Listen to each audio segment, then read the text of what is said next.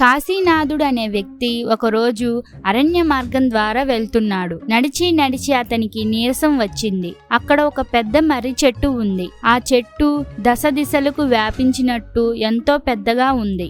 చెట్టు నీడ చల్లగా ఉంది.